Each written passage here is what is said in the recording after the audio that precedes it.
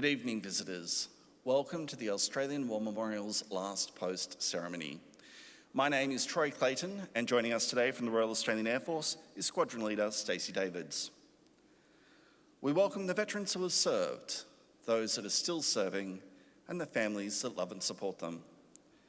We also acknowledge the members of the RSL and Services Club Association, RSL Victoria, and RSL Queensland, who are watching this ceremony broadcast across Australia.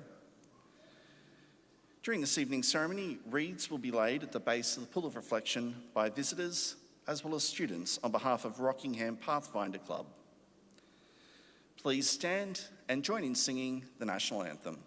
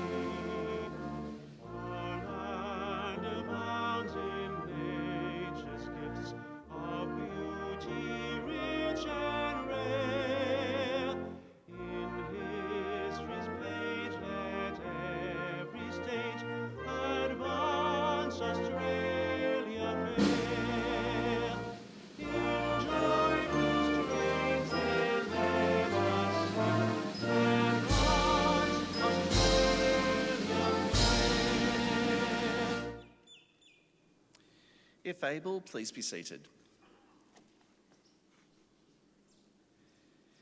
The Australian War Memorial was the vision of Charles Bean, Australia's First World War official historian. Bean landed with the Australian troops on Gallipoli and stayed with them at the front through to the end of the war.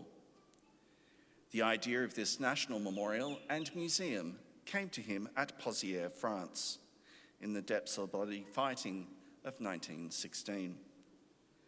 Bean's idea was that this would be a place where families and friends could mourn their loved ones buried in faraway places. It would also be a place that could help all Australians understand what these men and women had endured and what they had done for us. Bean's vision, to which we remain true, is best expressed as inscribed in the entrance to the memorial's galleries. Here is their spirit, in the heart of the land they loved, and here we guard the record which they themselves made. Tonight, we will read the story behind just one of those on the Roll of Honour, which lists the names of more than 102,000 men and women who have given their lives for us in war and operations for more than a century. But first, we present a lament, Flowers of the Forest. Wreaths or floral tributes will now be laid at the base of the Pool of Reflection.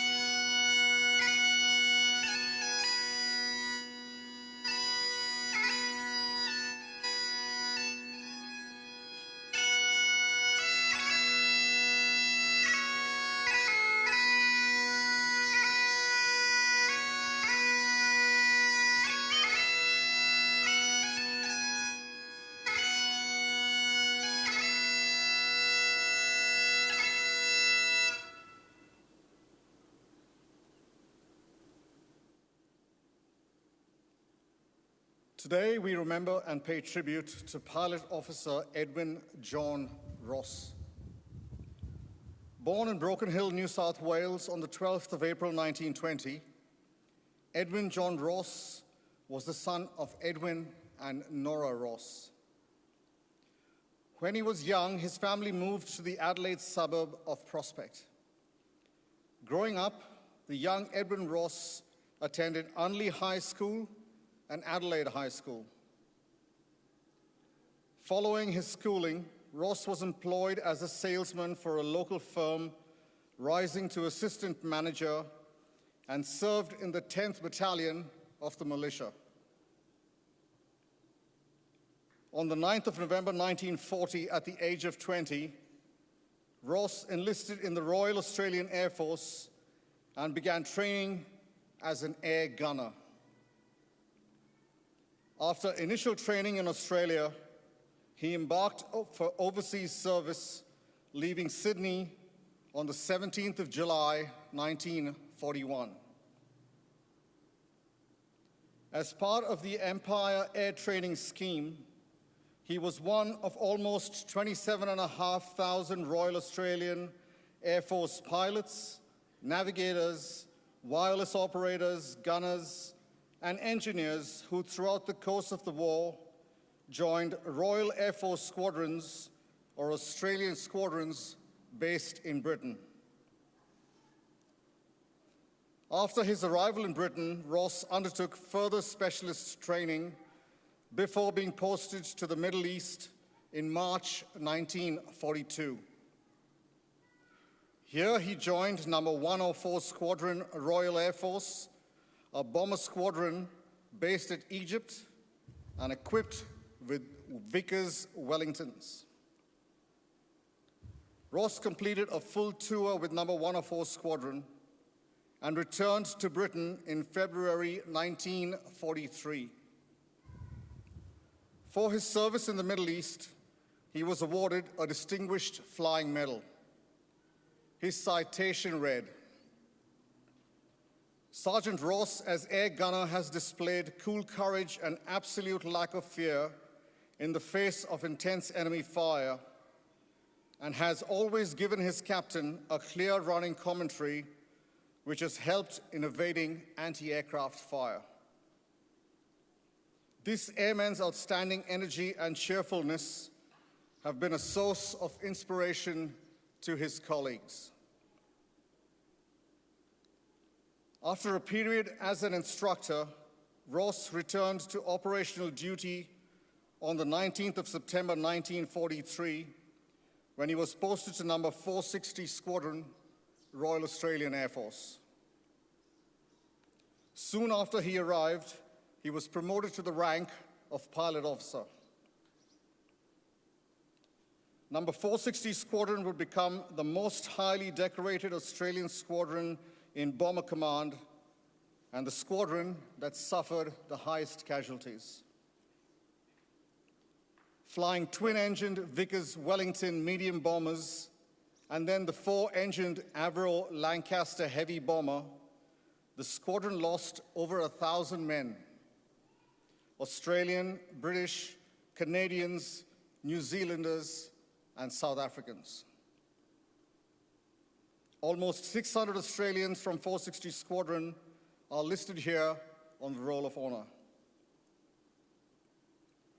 On the night of the 2nd of January 1942, the Lancaster, in which Ross was the air gunner, took off from Royal Air Force Station Binbrook to take part in a large raid on Berlin. Just after takeoff, Ross's Lancaster, fully laden with bombs for the mission ahead, banged sharply and dived uncontrollably into the ground, exploding on impact.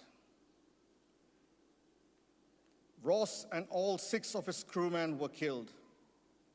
They included the Australians, Flight Lieutenant Barrington Nivette, Flight Sergeant John Farthing, Flight Sergeant Henry Gill, Flight Sergeant Julian Dobinson, Flying Officer Colin Pickworth, and British Flight Engineer Sergeant Ronald Trett.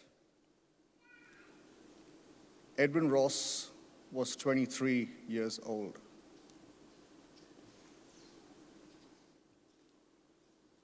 The Australian members of the crew are buried side by side in the Royal Air Force plot at Cambridge Cemetery. Edwin John Ross's name is listed on the Roll of Honour on my left among almost 40,000 Australians who died while serving in the Second World War. His headstone is displayed today beside the pool of reflection.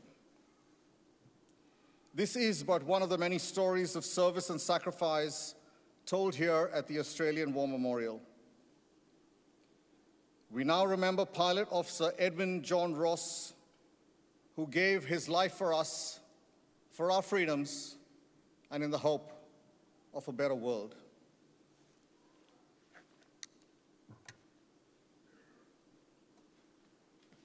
Please stand for the reading of the ode and the sounding of the last post.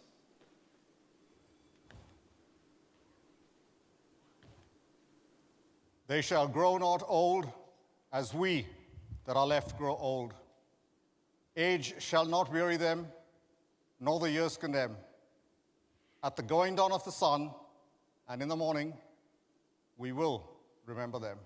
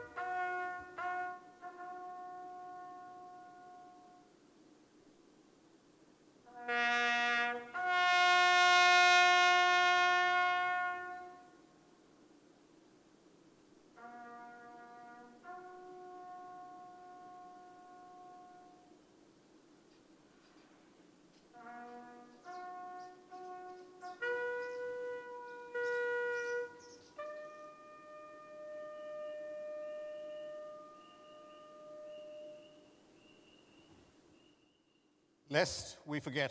Lest we forget.